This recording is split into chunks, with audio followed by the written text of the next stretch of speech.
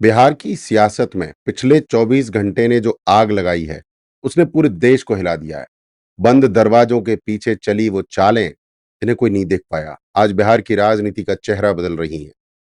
तेजस्वी यादव, जिनका सपना था मुख्यमंत्री तेजस्वी, अब एक ऐसे जाल में फंस चुके हैं जहां हर चाल पहले से तय है। और ये कोई संयोग नहीं, ये है शाह का मास्टर स्ट्रोक। आज हम बताएंगे कि कैसे अमित शाह ने एक एक कदम पर बिहार के सबसे बड़े यूथ लीडर को चेकमेट कर दिया।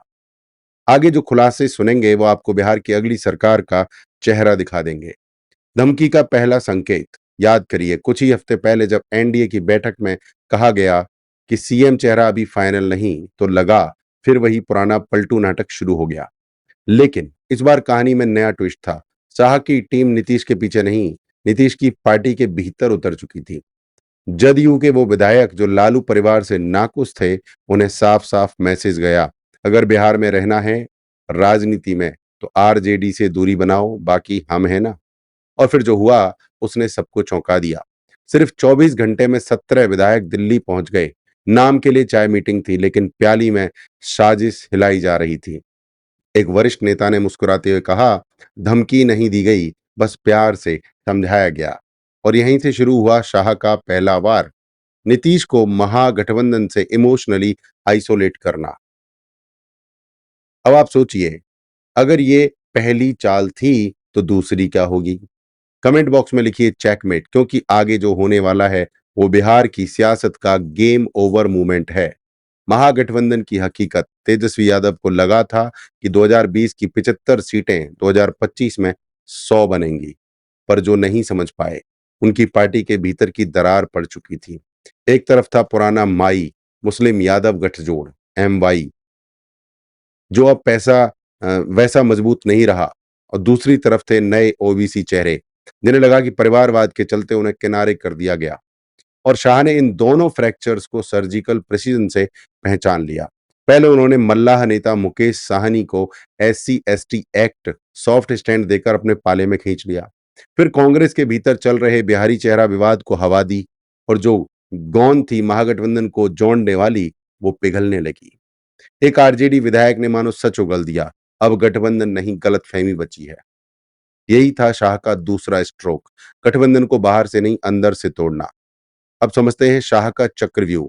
अब सुनिए शाह का असली गेम प्लान। दिल्ली के 7 रेस कोर्स रोड पर 3 दिन की मैराथन बैठक, डेटा एनालिस्ट, चुनावी रणनीतिकार और बिहार के जातीय समीकरणों का गूढ़ अध्ययन। और वहीं तय हुई 3 गुप्त चालें।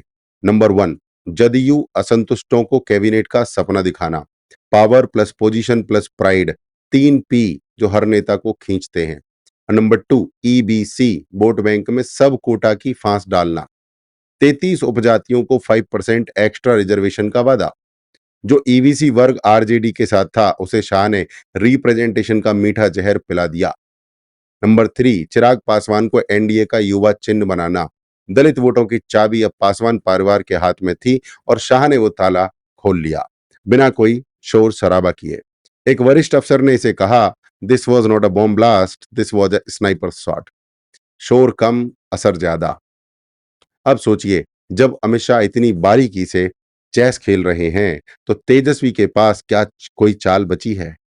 वीडियो शेयर कीजिए ताकि हर बिहारी भाई समझे, ये चुनाव नहीं, ये राजनीति का महाभारत है। तेजस्वी का काउंटर क्या बचा है तेजस्वी के पास? तेजस्वी ने जवाबी दाव के तौर पर दिल्ली का रुख किया, प्रियंका और सोनिया से मुलाकात की, 40% महिला टिकट का वादा किया। लेकिन आरजेडी के अंदर से ही आवाज आने लगी, हमारे यहाँ 4% महिलाएं भी नहीं है। फिर आया बेरोजगारी भत्ता कार्ड, 2,000 रुपए हर महीने। पर शाह की टीम ने तुरंत एक्सपोज किया, राज्य के पास फंड कहाँ है, केंद्र की मंजूरी चाहिए जो मिलनी मुश्किल है। तेजस्वी की कोशिश अब सिर्फ एक, नीतीश को वापस खींचो। पर नीतीश साफ कह चुके हैं, अब और पलटी नहीं। तो सवाल यह है, क्या इस बार सच में पलटू राम बदल गए? आंकड़ों की गवाही, राजनीति में बयान नहीं नंबर बोलते हैं। 2020 में आरजेडी के 23%, बीजेपी के 19.7% वोट थे। लेकिन 2024 के ट्रैकिंग पोल में खेल पलट पलट गया, BJP 27%, RJD 21%। EVC vote RJD से घटकर 11% और एनडीए का बढ़कर 41%। आरजेडी के पास 11% ईबीसी, एनडीए के पास 41%। यादव वोट में भी गिरावट 67% से 59% तक। पासवान वोट एनडीए के पास अब 72%। मतलब अब खेल सिर्फ भाषणों का नहीं, समीकरण का है और वो अब बदल चुका है। भविष्य के 3 सीनियों की बात करते हैं। अब तेजस्वी के पास 3 रास्ते हैं।